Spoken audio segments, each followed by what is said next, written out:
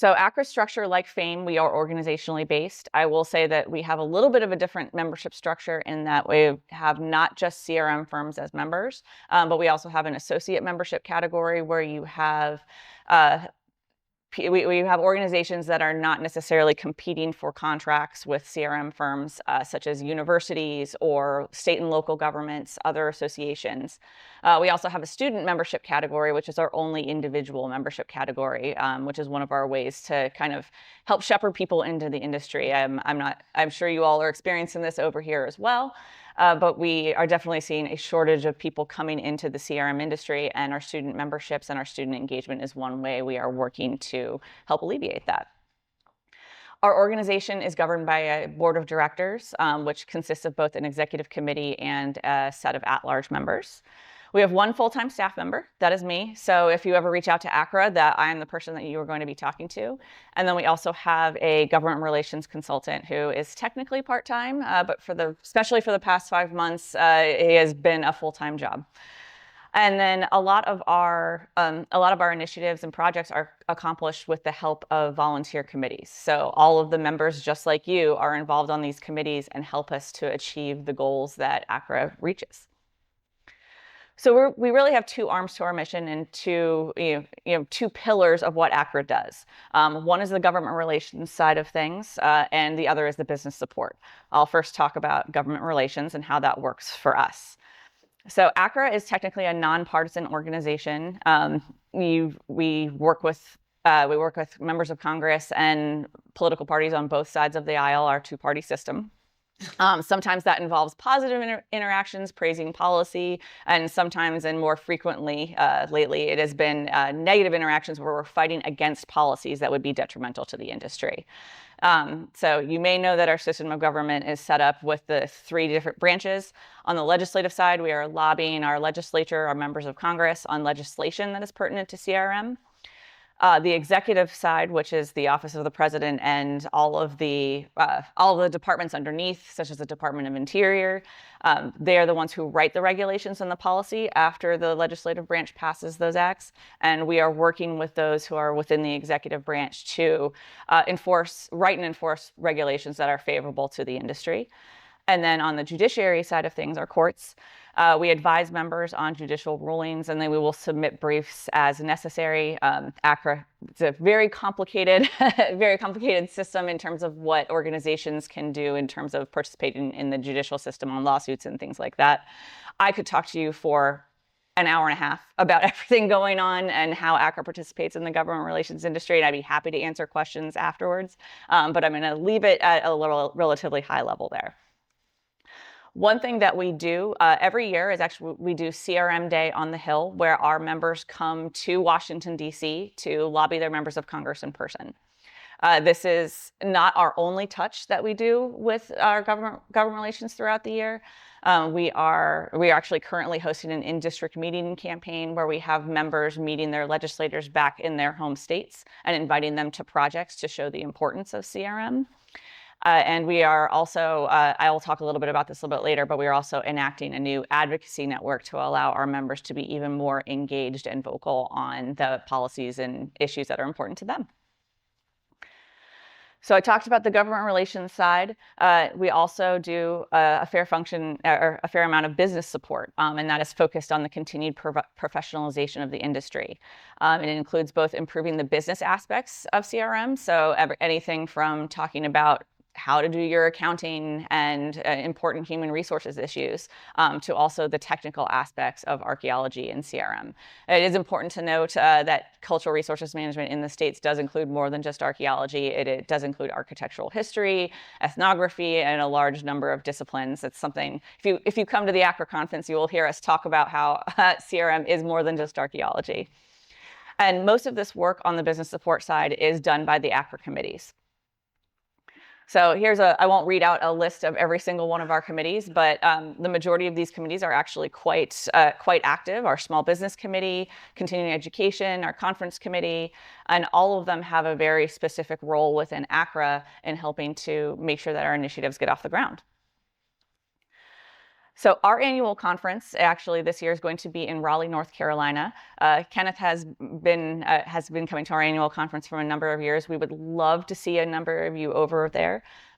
Since Raleigh is on the East Coast, it might be a little bit easier for people to get to this year. Our conferences run a little bit differently. We do also have full sessions like this. Our sessions are we usually have about 14 to 15 sessions. Each session is an hour to 2 hours long. And they're going to talk about various aspects of the cultural resources management industry. Like I talked about how we focus on technical aspects, business aspects. It's going to cover all of those. This year, our theme is policy and protecting cultural resources. So you're going to hear a lot about the legislative aspect of things. Our conference also runs over a number of days. We do offer food and drink quite a bit. So like you all at the social yesterday, our archaeologists in the US also love to socialize and network. So it is a fun time. And that is also one reason why we'll never do our annual conference in Las Vegas. So you will never see us over there. I do not have bail money for that. So I have a list here of our current member benefits that we offer. Anything from, we have our advocacy on there, which is absolutely a benefit of being a member of ACRA. But you have anything from industry discounts with different vendors and things like that, to our healthcare program. Obviously, healthcare works a lot different in the States, so we are actually able to provide healthcare for those who may be on the tech side of things and may be temporarily employed and not eligible for full-time insurance. We also offer a lot of health and safety templates. We do a salary survey of every 4 years that allows businesses to see where they fall within the competitive market, and a number of industry updates. So a big thing that we do provide, I'm going to skip over the Advocacy Network for just a second. These are some of our prominent initiatives. By all means, these are not all of our initiatives that we are working on.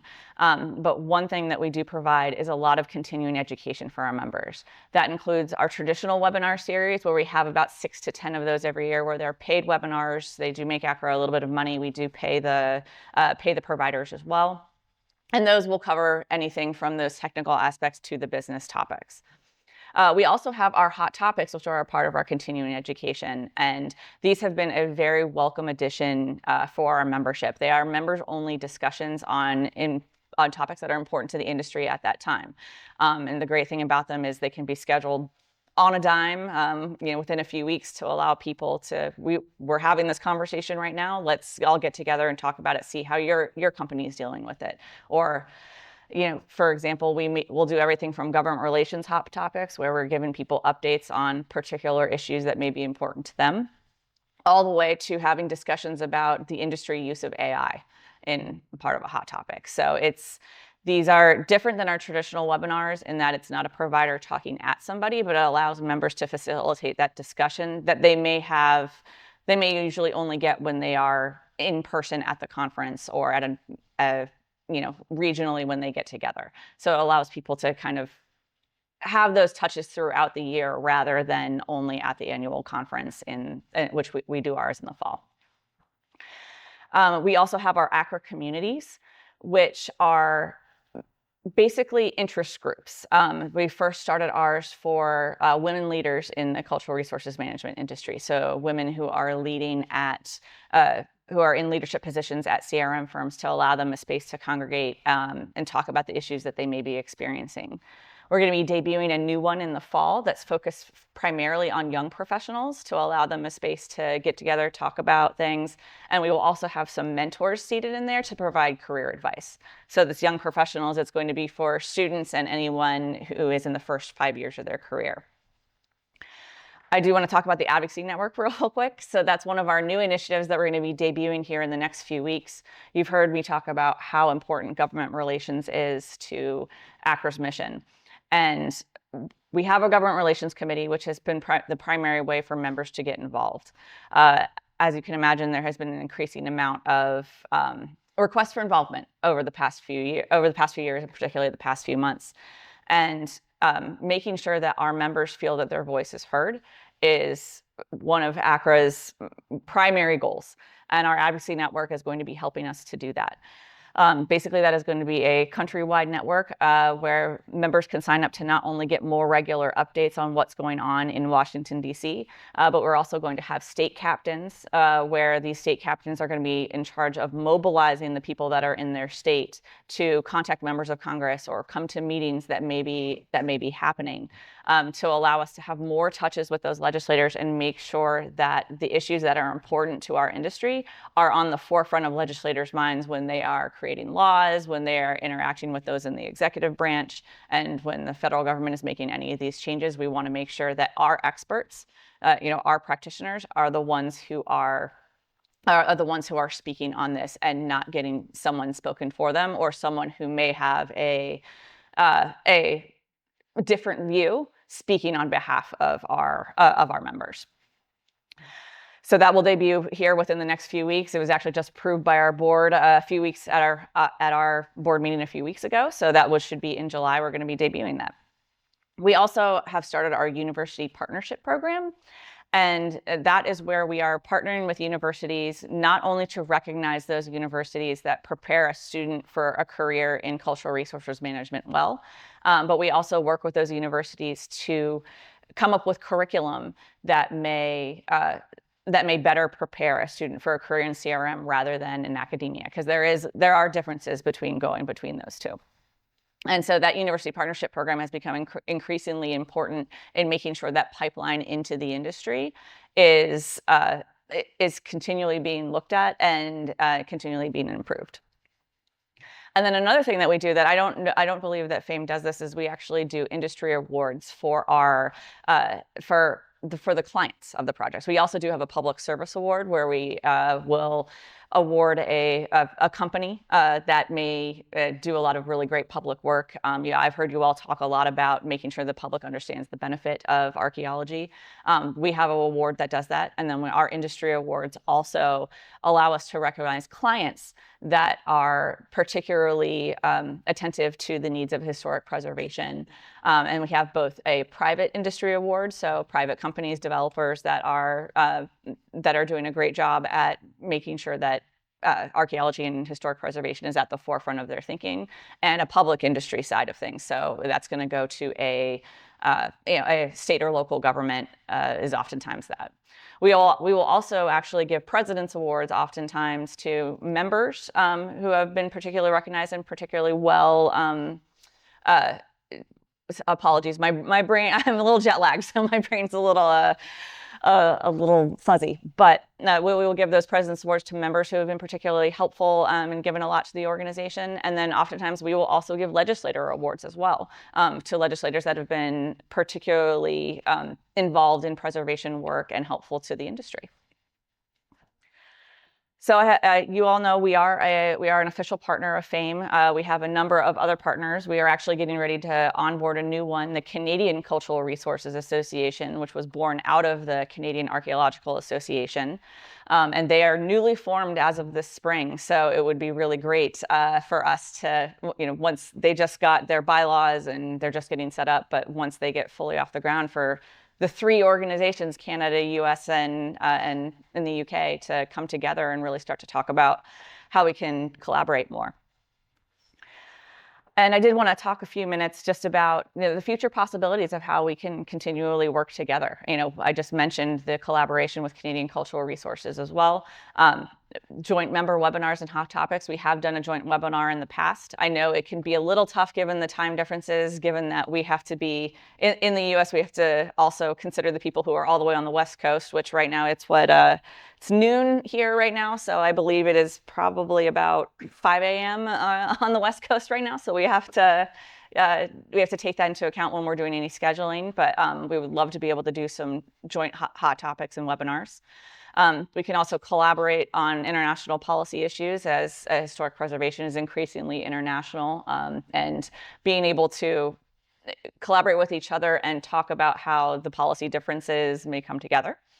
And then one thing that Kenneth and I have been talking about, and this is in the very early stages, but so just wanted to throw it out there, is the potential for a cultural exchange that would be sponsored by both ACRA and FAME. We haven't talked a lot of details about that yet, but it's something that we want you all to start thinking about. And I'm going to tell ACRA members the same thing and see how we may potentially be able to facilitate that. So there's my contact information. You can reach me at any time. Like I said, since I'm ACRA's only staff, you're reaching out to someone at ACRA, you're going to be reaching me. And we would love to see some of you all come to Raleigh, see how the ACRA conference works, see how it's different, and start to kind of talk about that cultural exchange and where we can continue to work together. And I want to thank Kenneth for inviting me to be here and allowing the time. And I am thrilled to be here with you all and finally able to make it over here. So thank you.